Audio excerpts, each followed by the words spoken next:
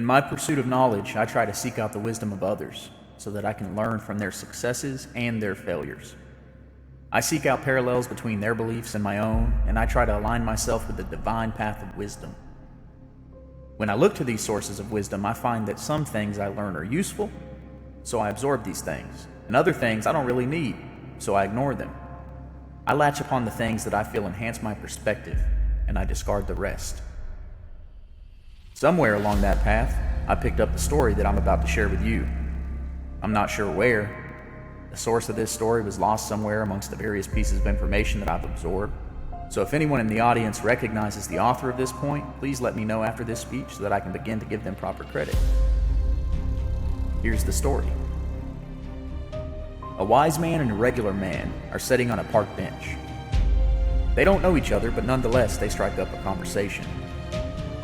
The wise man finds out that the regular man lives in poverty, so he asks the regular man, "What would you do if you woke up tomorrow with $10 billion?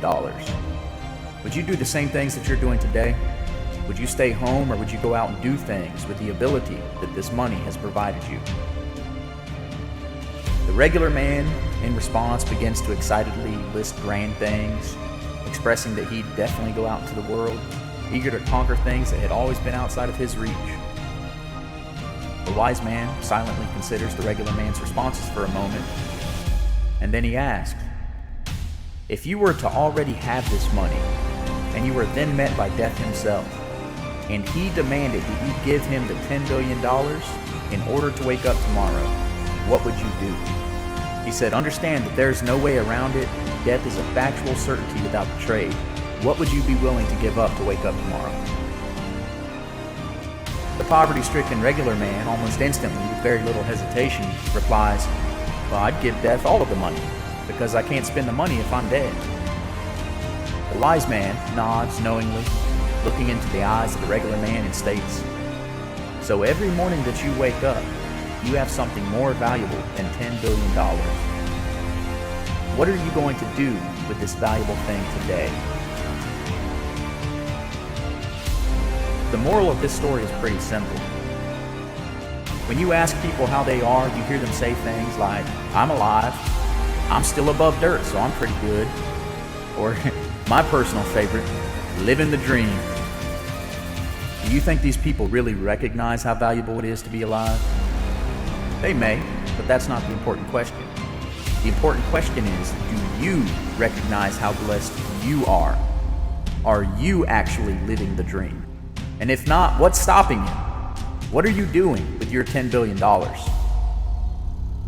The moral of this story is that you have more than you've ever realized, and you are capable of doing things that you've never thought you could do.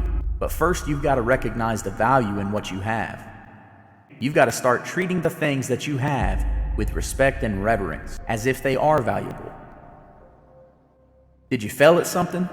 That just means you got some practice. You learned what not to do next time. There's value in failure. Did you lose someone?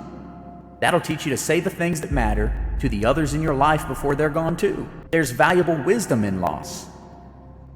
Someone hurt you? You'll learn that you're stronger than you used to think you were, and you'll be better armored against similar battles in the future. That pain is priceless and necessary. It doesn't matter if your life is crumbling or you feel like you are living on top of the world. Wake up and know that this valuable opportunity that you possess is in your hands for you to do something with it. There is more that you can do. So start doing it.